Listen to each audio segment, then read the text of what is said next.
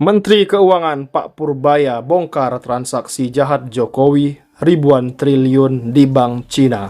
Selama 2 dekade, rakyat sengsara. Kita lihat video berikut ini, kita reaction teman-teman semua. Kita lihat dulu videonya. Benarkah berita ini? Lagi dan lagi, temuan Menku Purbaya bikin geleng kepala. Bagaimana tidak? Apa Kali itu? ini Purbaya berhasil bongkar transaksi jahat era Jokowi capai hampir 1.000 triliun di Bank Pembangunan Waduh. China. Di tahun terakhir kekuasaan Presiden Joko Widodo, publik dikejutkan oleh satu angka yang nyaris tak masuk akal, 984 triliun rupiah. Bukan APBN, bukan investasi resmi, melainkan transaksi keuangan mencurigakan yang diduga terkait korupsi, sebagaimana dicatat PPATK sepanjang tahun 2024. Ada transaksi yang sangat besar antara Jokowi dengan Bank Pembangunan Cina itu. Dan Purbaya sekarang seperti mendapatkan poin untuk langsung berhadapan dengan kasus ini, artinya dia berhadapan dengan Jokowi. Ya, Purbaya mau mengungkap bahwa ada problem sangat serius sekali.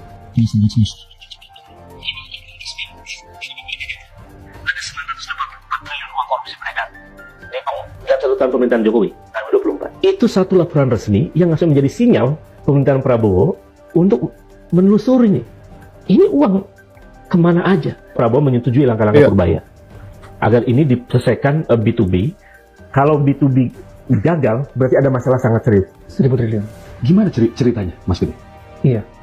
Jadi ini dalam istilah resminya itu namanya misinvoicing. Misinvoicing. Iya, artinya invoice yang tidak tepat lah, kira-kira gitu. Oke. Dan kejadiannya itu ada 2 jenis misinvoicing ini. Yang pertama under invoicing. Oke.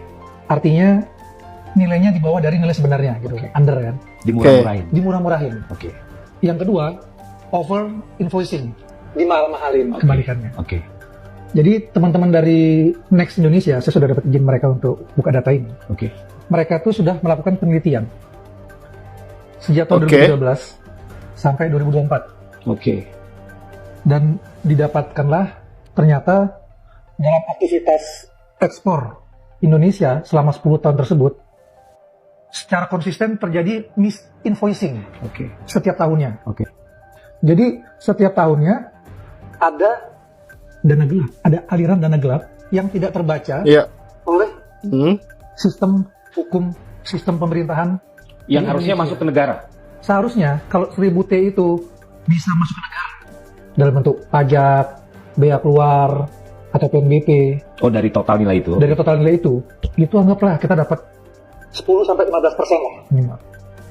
Itu kita bisa dapat 100 triliun sampai 160 triliun per tahun tambahan penerimaannya langsung ke negara dalam bentuk pajak, PNBP, bea cukai ini 160 T. Itu kalau itu benar-benar bisa diambil semua oleh negara, itu bisa meningkatkan tax ratio. Yang kemarin kan orang-orang bilang tax ratio kita terendah se-Asia, di bawah 10%. Tax ratio kita itu tidak mencerminkan perekonomian kita. Nah, ya karena aktivitas ini Yang berlangsung dalam 10 tahun terakhir itu. 10 tahun terakhir berlangsung. Baik, 10 tahun terakhir berarti itu di era Joko Widodo. Iya. Oke. Jokowi. Ini adalah sebuah aktivitas melanggar hukum sebenarnya. Oke. Dia aktivitas ilegal.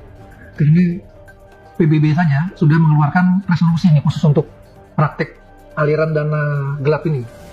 Kalau tidak salah dalam Sustainable Development Goals di poin 16 sudah itu dibahas bahwa aliran dana gelap inilah yang membuat perekonomian negara-negara berkembang sulit bertumbuh. Oke. Benar kan? Kita stagnan nih 10 tahun terakhir. 4%, 5%, 4%, 5%. Oke. Makanya Pak Prabowo pinginnya kan langsung 2 kali lipat kan, 8% kalau bisa. Oke. Dan bahkan saya baca di buku-buku Pak Prabowo yang lama itu, dia pinginnya sebenarnya 10%. Oke. Cuma ini komprominya. Jadi itu. Jadi ini adalah praktek kejahatan yang mengorbankan pertumbuhan ekonomi. Saya datang ke pemerintahan bukan untuk melawan orang, tapi untuk melawan kebiasaan buruk pejabat yang main-main dengan uang rakyat, yang ngaku wakil rakyat tapi lupa dengan kepentingan rakyat. Saya bukan cari kekuasaan, saya mau perlawanan untuk bersihkan yang kotor. Kalau kalian juga muak dengan kelakuan pejabat begini, suarakan. Luar biasa, teman. Gila. Ini Angka dari channel bukan Ruang sekedar Baru ya. statistik, ia adalah cermin kegagalan tata kelola sekaligus alarm keras bagi Republik. Dan ketika Purbaya Yudi Sadewa, seorang teknokrat yang dikenal berhati-hati, mulai bicara soal struktur pembiayaan, aliran dana, dan ketergantungan utang, publik seharusnya paham, ini bukan isu kecil, ini pintu masuk membongkar kejahatan finansial sistemik. 984 triliun, angka yang tidak bisa dianggap biasa. Mari kita berhenti sejenak dan berpikir rasional. 984 triliun rupiah dalam 1 tahun. Itu setara hampir setengah APBN Indonesia, lebih besar dari anggaran pendidikan nasional, hampir menyamai total utang baru Indonesia dalam 1 periode fiskal. Pertanyaannya sederhana tapi mengerikan. Uang sebanyak ini bergerak kemana, lewat siapa, dan untuk kepentingan apa? PPATK tidak sembarangan. Mereka tidak bicara gosip politik. Mereka bicara pola transaksi, rekening, lintas negara, lintas bank, dan lintas yurisdiksi.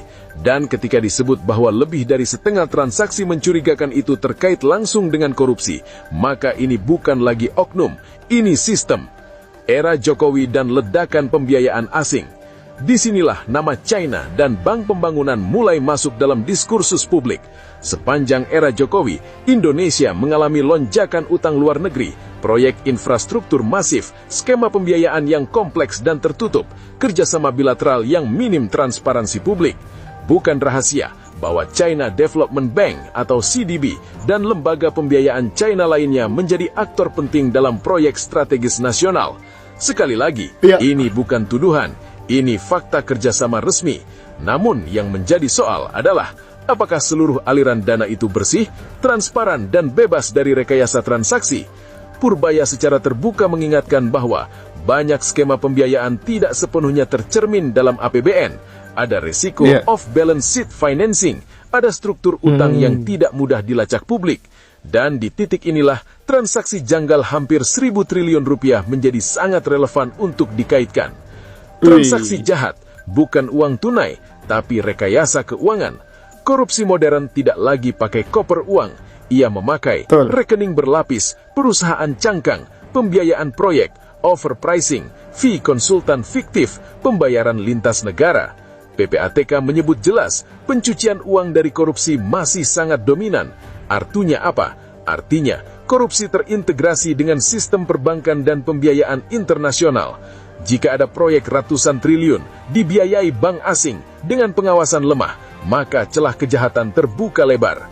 Dan jika negara terlalu sibuk membangun citra keberhasilan, sementara pengawasan ditinggalkan, maka kejahatan tumbuh subur di balik beton dan baja. Mengapa baru terbuka di tahun terakhir? Pertanyaan politik yang tidak bisa dihindari. Mengapa angka ini baru mengemuka di ujung kekuasaan? Apakah karena sebelumnya ditahan? Karena tekanan politik? Atau karena baru sekarang berani dibuka? Jika selama bertahun-tahun uang haram mengalir, lalu baru dicatat saat kekuasaan hampir berakhir, maka publik berhak curiga, siapa yang selama ini melindungi sistem ini? Korupsi 984 triliun rupiah tidak mungkin terjadi dalam semalam. Ia pasti akumulasi bertahun-tahun. Dan itu berarti ada pembiaran, ada kegagalan pengawasan, ada kemungkinan keterlibatan elit. Ketika Purbaya bicara soal realitas utang dan resiko fiskal, banyak yang menganggapnya alarm teknis, padahal ini alarm politik. Utang yang tidak transparan menjadi ruang korupsi, pembiayaan asing tertutup menjadi peluang transaksi janggal, proyek raksasa tanpa audit terbuka menjadi surga pencucian uang. Jika benar sebagian aliran dana bermuara atau bersinggungan dengan bank pembangunan asing, maka negara kehilangan kedaulatan pengawasan, aparat domestik kesulitan menelusuri, pelaku merasa aman secara hukum. Dan inilah wajah korupsi global abad 21. Tanggung jawab siapa? Pertanyaan pamungkas, apakah ini salah satu presiden saja? Tidak sesederhana itu, tapi kepemimpinan menentukan arah.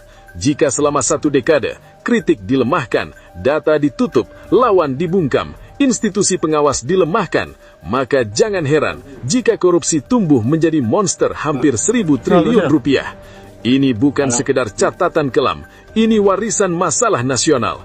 Negara harus berani membuka semuanya. Jika pemerintahan selanjutnya serius, maka audit lintas negara harus dibuka, skema pembiayaan asing harus transparan, data PPATK harus ditindaklanjuti, bukan disimpan. Tidak boleh ada tabu, siapapun bisa diperiksa. Karena 984 triliun rupiah bukan angka teknis. Itu adalah sekolah yang tidak dibangun, rumah sakit yang tidak berdiri, kemiskinan yang dipelihara. Dan jika negara memilih diam, maka sejarah akan mencatat di akhir era Jokowi, Republik hampir tenggelam oleh transaksi jahat yang dibiarkan tumbuh di balik nama pembangunan. Siapa diuntungkan? Tulis di kolom komentar. Luar biasa teman-teman, di era Jokowi ini korupsi merajalela. Wallahu a'lam bishawab. Ya, semoga aja apa yang telah dilakukan akan mendapatkan balasan yang setimpal teman-teman di alam sana. Karena sekarang dia sudah sakit-sakitan. Ya teman-teman. Nauzubillah min dzalik. Sekian, assalamualaikum.